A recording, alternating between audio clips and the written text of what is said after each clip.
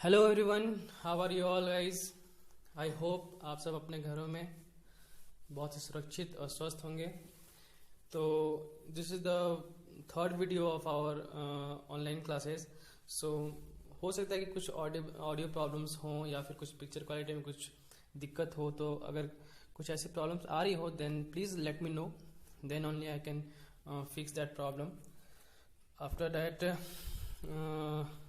एक बात और, हाँ, क्लास 3 हम this is the cover photo of social science book, right. So I know कि आप लोग के पास किसी के पास अभी बुक अवेलेबल नहीं है, तो मैंने सोचा कि पहले आप लोग को आपका बुक जो है उसको दिखा देता हूँ, ताकि आप लोग एटलीस्ट जानो कि आपका बुक जो है कुछ ऐसा होने वाला है, राइट। सो बिना टाइम वेस्ट किए हम लोग सीधा कंटेंट पे जंप करते हैं। So this is the content of your social science book and the first chapter is the earth our home. So अब हम लोग सीधा चैप्टर स्टार्ट करते हैं। ये आपके कंटेंट हैं, we will go through these all chapters one by one, क्योंकि लॉकडाउन का कुछ पता तो है नहीं कि कब तक सारी चीज़ें नॉर्मल होंगी। सो जब तक ऐसा ना होता है तब तक हम लोग ऑनलाइन स्टडी करेंगे, राइट। चलिए अब हम लोग चैप्टर की ओर मूव करते हैं सीधा। तो हाँ, this is the chapter the earth our home. The earth, जैसा कि आप सभी जानते हैं कि अर्थ मीन्स हमारी पृथ्वी, हमारी धरती, जहाँ हम सब रहते हैं। और इस चैप्टर का नाम है the earth our home. Our home means इसको क्यों कहा गया है? आवर होम मीन्स हमारा आवास, हमारा घर, जहाँ हम रहते हैं। तो इस चैप्टर में बेसिकली अर्थ को कहा गया कि हमारी जो धरती है वो बिल्कुल हमारे घर की तरह है, हमारे आवास की तरह है, जहाँ से हमें भोजन मिलता है और रहने को घर मिलता है और आवश्यकता की वो सारी चीजें मिलती हैं जो भी एक मनुष्य के जीवन के लिए जरूरी है, ठीक है। तो इसीलिए इसको हमारा घर कहा गया है। क्लियर है? अब आगे चलते हैं। जैसे जैसे हम चैप्टर में आगे बढ़ेंगे सारी चीजें क्लियर होती जाएंगी। तो पहला की पॉइंट है इसमें, वन मोर थिंग कि don't take any stress regarding any difficult words, because अगर मुझे लगा कि कोई डिफिकल्ट वर्ड है तो मैं उसको या तो हिंदी में या फिर उसका इंग्लिश वर्जन में ही जैसा हो मैं उसको एक्सप्लेन कर दूंगा, ठीक है। तो आपको किसी तरह कोई दिक्कत नहीं होगी, राइट। चलो आगे बढ़ते हैं। Shape and size of the earth. तो ये जो शेप एंड साइज मतलब ऑफ द अर्थ है ना, तो शेप मीन्स आकार। हमारी धरती का आकार कैसा है, ये दिखने में कैसा है, ये दिखने में गोल है या फिर ट्रायंगल जैसा है या फिर स्क्वायर जैसा है, तो दिखने में कैसा है उसके बारे में कह रहा है, ठीक है ना। दूसरा है साइज। साइज मीन्स ये मतलब ये कितना बड़ा है ना, बड़ा है छोटा है, उसके बारे में बात की जा रही है। तो शेप एंड साइज का क्लियर हो गया। नेक्स्ट है स्काई। स्काई मीन्स आकाश, जिसको आप बहुत अच्छे से जान रहे हो आकाश के बारे में, ठीक है ना। स्काई। नेक्स्ट वर्ड है आपका हॉरिजॉन। हॉरिजॉन क्या होता है? हॉरिजन होता है बेसिकली वो पॉइंट जहां पर अर्थ और स्काई अपीयर्स टू मीट, मतलब वो लगभग एक दूसरे से मिलते हुए प्रतीत होते हैं, राइट। तो आपको मैं इसको पिक्चर की हेल्प से समझाना चाहूंगा। Just wait a second. So this is called horizon. Horizon is the line at which earth surface and sky appears to meet, right. तो इस डेफिनेशन को आप लिख लेना, पहले लिख लेना, कॉपी में नोट कर लेना हॉरिजॉन, ठीक है। उसके बाद इस डेफिनेशन को आप कॉपी में नोट कर लेना, प्लीज नोट इट डाउन। ये सब बहुत इंपॉर्टेंट चीजें हैं और जो भी मैं बता रहा हूँ इसको आप लोग नोट कर लेना कॉपी में। जब भी आप आओगे स्कूल तो मैं चेक करूंगा सारी चीजें, इस बात को बिल्कुल ध्यान रखना। Please take it seriously, very seriously, right. Don't take it easy. तो ये बातें हो गई। अब तो हॉरिजॉन समझ में आ गया आपको। ये देखो, आप पिक्चर में क्लियरली देख सकते हो कि एक ऐसा पॉइंट, ऐसा जहां पर अगर आप घर से बाहर निकलो या फिर छत पे जाकर देखोगे तो आपको लगेगा कि स्काई जो है वो कहीं ना कहीं जाकर के नीचे के डाउन की ओर जा रहा है और जाकर कहीं अर्थ से मीट कर रहा है, ठीक है।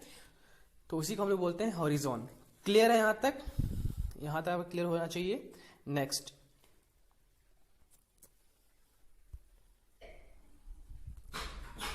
हाँ। सो हॉरिजॉन के बाद अब हम लोग आते हैं कोस्ट। तो ये कोस्ट क्या है? कोस्ट मीन्स होता है समुद्र का किनारा, है ना, तट या फिर किनारा, ठीक है, तट या फिर किनारा। तो आप जानते हैं कि समुद्र के किनारे की जो भूमि होती है ना, उसको बोलते हैं किनारा या फिर तट, सी कोस्ट, राइट। तो यहाँ तक क्लियर है आप लोग का। नेक्स्ट ये देखिए, एक बहुत ही प्यारे से इसमें प्यारा सा मैसेज दिया गया है इस पिक्चर में। यहाँ पे एक स्टूडेंट है, एक टीचर है, और स्टूडेंट जो है वो टीचर से क्वेश्चन कर रही हैं कि how many brothers and sister do you have जिज्ञासा। तो जिज्ञासा से मैम पूछ रही हैं इसकी कि आपके कितने भाई और कितनी बहनें हैं। तो जिज्ञासा का बहुत प्यारा सा जवाब होता है कि I have million and millions of brothers and sister, मेरे लाखों भाई और बहनें हैं।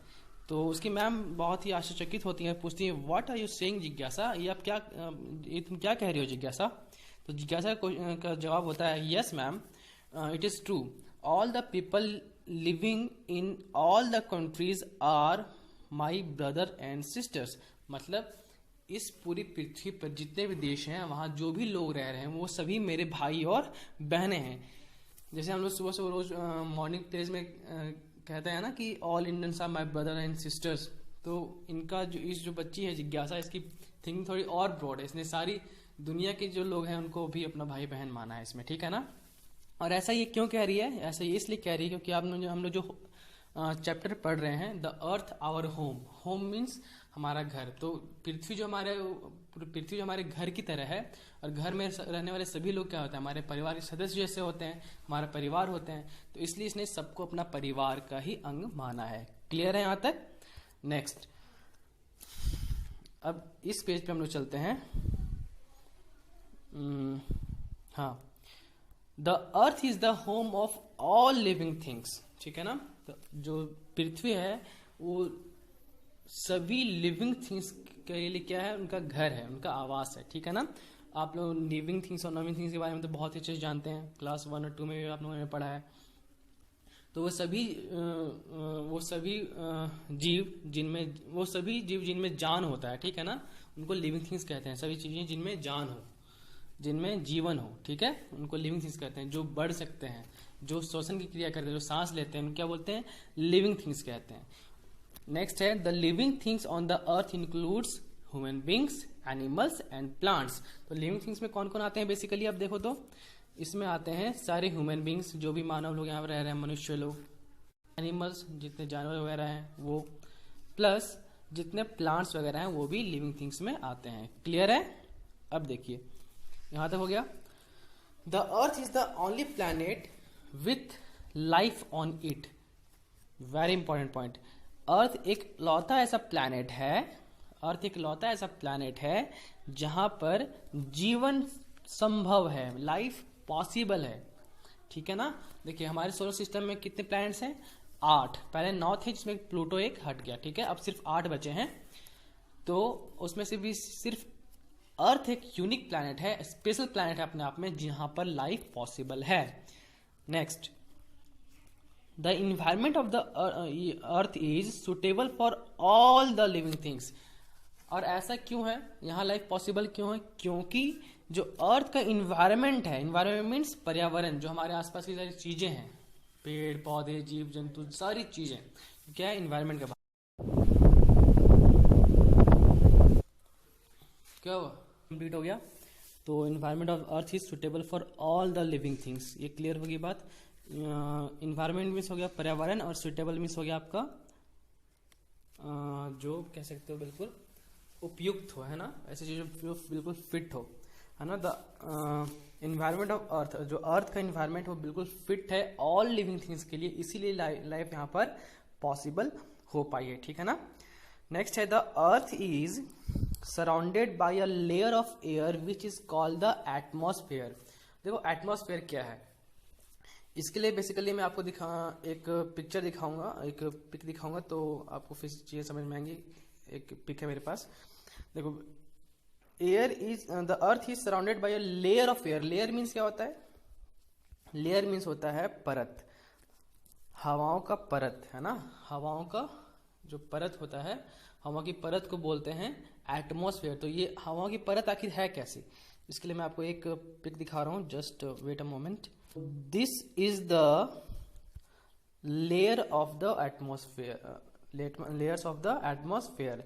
तो ये देखो हवाओं की जो परत है ये कुछ ऐसी है, जिस जहाँ पे हम लोग रहते हैं, जो हमारे लैंड एरिया है जिसपे हम लोग रहते हैं, या फिर पृथ्वी पर जो सबसे नीचे का जो लेयर है अर्थ का, उसको क्या बोलते हैं, ट्रोपोस्फेयर, ठीक है ना। फिर जैसे जैसे हम मतलब आप जमीन से जैसे जैसे ऊपर जाओगे स्काई की ओर, ठीक है ना, तो वैसे वैसे आपको जो डिफरेंट लेयर ऑफ एटमॉस्फेयर है आपका, वो चेंज होता जाएगा। जैसे अभी हम लोग जहाँ पे रह रहे हैं वो कौन सा लेयर है, ट्रोपोस्फेयर। फिर उससे आप कुछ ऊपर जाओगे लगभग 18 किलोमीटर से ऊपर, तो आपको मिलेगा स्ट्रेटोस्फेयर, ठीक है ना।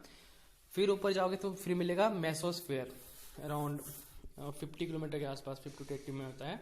उसके बाद फिर आपको थर्मोस्फेयर मिलेगा, फिर उससे ऊपर जाओगे तो एक्सोस्फेयर मिलेगा, राइट। तो ये अलग अलग लेयर है ये आपका हवाओं का, उसको क्या बोलते हैं, एटमॉस्फेयर। क्लियर है। तो आपको नोट डाउन कर लेना है, please note it down. Atmosphere, what is atmosphere, पहले आप एटमॉस्फेयर लिख लेना, फिर उसके बाद फिर डैश देना, उसके बाद फिर ये जो डेफिनेशन में आप अंडरलाइन कर दे रहा हूँ वो आपको लिख लेना है, ठीक है, कॉपी में please. The earth is surrounded by a layer of air which is called the atmosphere. Clear है यहां तक। Next, all peoples, plants and animals need air to live. मतलब जो भी जीव जंतु यहाँ रह रहे हैं, जो भी, चाहे वो पीपल्स हों, मनुष्य हों, या फिर पेड़ पौधे या फिर जानवर हो, सबको जीने के लिए क्या चाहिए, एयर चाहिए, ठीक है ना। एयर के बिना हम लोग सर्वाइव नहीं कर सकते। और एयर में बहुत सारे गैसेस मिक्सअप होते हैं उसमें, लेकिन हम लोग सबसे इंपॉर्टेंट जो गैस हम लोग क्या है वो ऑक्सीजन है, ठीक है, जो हम लोग के जीवन के लिए बहुत जरूरी है। Next, about 3/4 of earth surface is covered by water and 1/4 by land. देखो ये बहुत ही इंटरेस्टिंग फैक्ट है, इसको भी आप नोट डाउन कर लेना।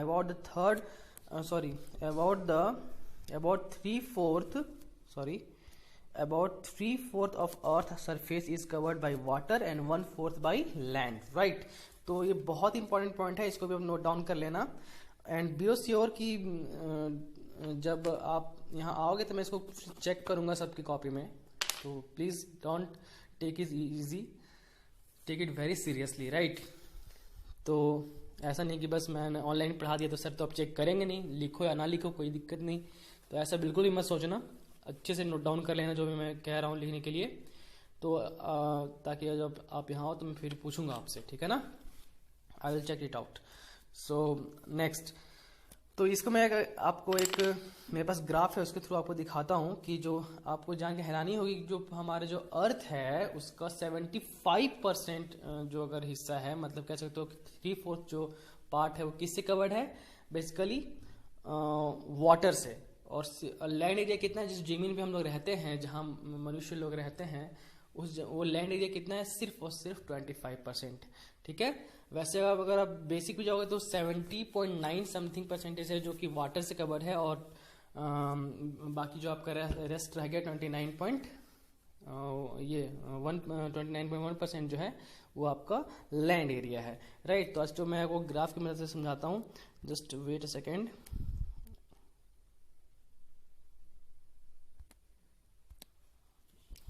दिस इज द ग्राफ, यहाँ पर है एक, इसकी मदद से मैं आपको समझाऊंगा, इस पिक की मदद से।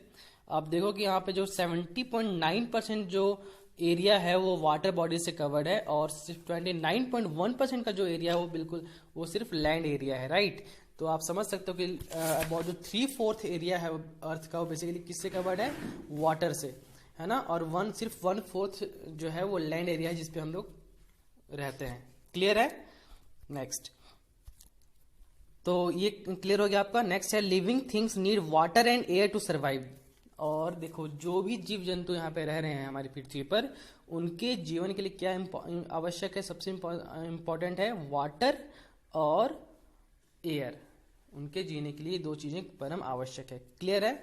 नेक्स्ट है, अब यहाँ देखो आपको कुछ टीचर्स के लिए टिप्स दिए हुए हैं। आप इसे arrange a visit to planetarium. Planetarium क्या होता है, ये देखो, प्लानिटेरियम होता है बेसिकली तारामंडल। आप तारामंडल जानते हो, और नहीं जान रहे हो तो एक बार मैं अपने मम्मी पापा से पूछना, वो श्योर कहीं ना कहीं घूमे होंगे तारामंडल में।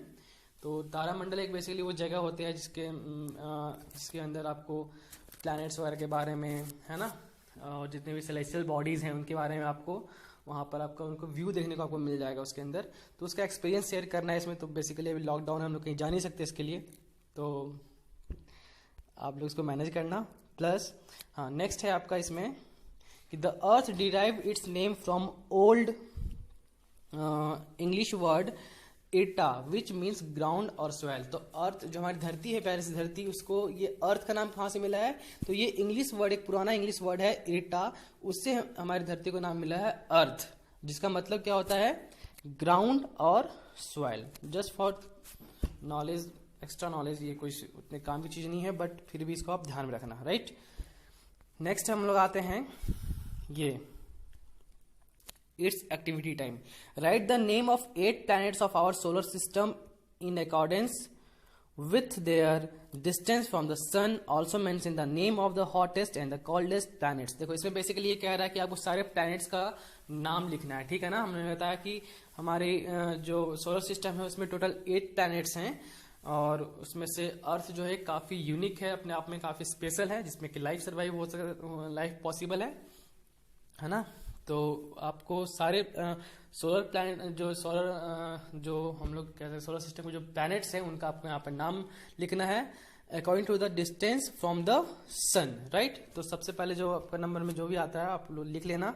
ये आपका रहा होमवर्क। ये आप कह सकते हो कि आपका, सॉरी एक मिनट, ये जो आपका है वो बेसिकली